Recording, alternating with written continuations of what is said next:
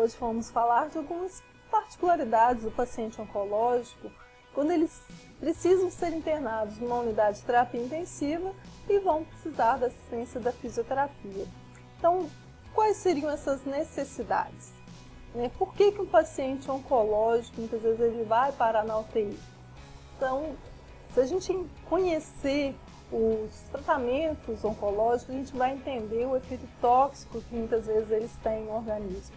Seja a quimioterapia com seu efeito sistêmico, seja a radioterapia com um efeito mais localizado, mas essas duas intervenções, por exemplo, elas vão tentar, lógico, matar a célula cancerígena, mas elas acabam afetando células sadias também. E essas células sadias, elas vão tentar recuperar seu estado basal, o seu metabolismo normal, tentando eliminar esse efeito tóxico que essas drogas, seja a quimioterapia, seja a radioterapia, provoca na célula. Isso, então, acaba provocando eventos adversos, que podem provocar aí doenças também, ou favorecer a manifestação de outras doenças. E aí, então, isso tudo pode levar a descompensações nesses pacientes, assim como as cirurgias de grande porte, que muitas vezes são necessárias como forma de tratamento de eliminar a doença câncer. E aí, muitas vezes, esse paciente vai precisar de uma assistência intensiva, que deve incluir, é claro, a fisioterapia no acompanhamento desses pacientes que são internados lá. E aí, qual que é o nosso papel diante desses pacientes? Então, a gente já tem um papel aí bem reconhecido diante das cirurgias em geral, e na oncológica não é diferente, até porque muitas são cirurgias de grande porte, com longa duração, principalmente quando é manipulado cavidade abdominal ou cirurgias torácicas, são cirurgias que vão requerer com certeza um acompanhamento da fisioterapia no pós-operatório, vai ter aí a manipulação da região próxima ao diafragma, esse diafragma entra muitas vezes em disfunção e vai realmente precisar de um estímulo da fisioterapia para estar aí prevenindo complicações tão comuns como pneumonias, atelectasias, comuns de pós-operatórios de cirurgias torácicas e abdominais. Mas também de pensar nas várias outras situações clínicas que levam esses pacientes a necessitarem de uma terapia intensiva.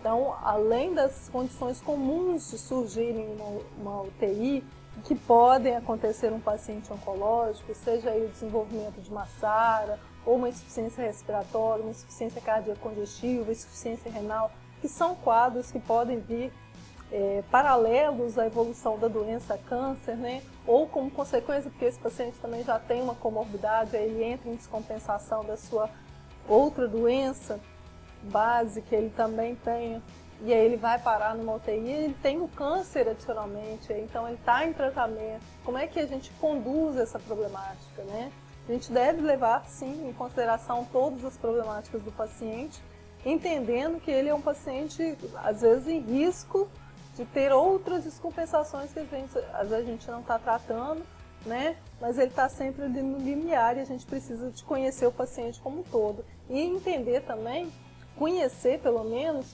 algumas emergências oncológicas que são comuns de acontecerem.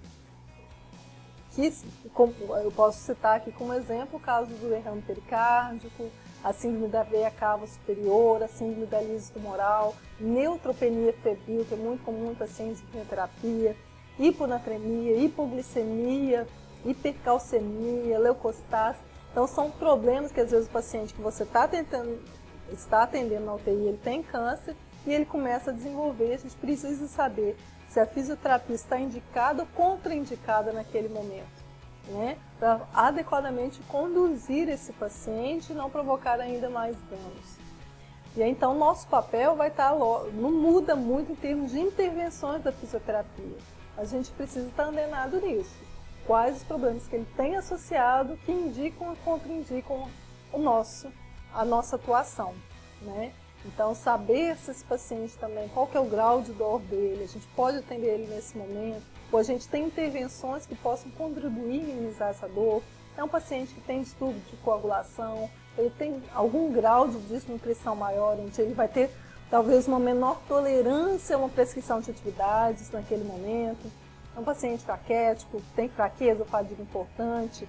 Então ele vai se enquadrar aí numa síndrome do imobilismo que a gente precisa atuar o quanto antes para que ele não tenha perdas funcionais maiores, ele possa ter alta hospitalar numa condição pelo menos igual a que ele entrou, mas se possível até superior. Então esse é o nosso papel, tentando sempre reabilitar ou trazer o maior grau de funcionalidade para esse paciente, independente se ele está internado numa UTI ou numa unidade hospitalar outra. Então, a mobilização precoce, ela vem sim com um papel a todos os perfis de pacientes internados na UTI, exceto aqueles que realmente têm uma contraindicação para mobilização. Adicionalmente, a fisioterapia precisa estar atenta às situações clínicas que podem levar a um quadro de insuficiência respiratória, ou se o paciente já está num quadro de insuficiência respiratória, e aplicar suas intervenções preventivas ou terapêuticas, né, que não vai mudar porque ele tem câncer. Mas a gente pode sim lembrar que o próprio tumor dele pode provocar uma telectasia, ou pode aumentar o risco dele desenvolver uma telectasia ou uma pneumonia.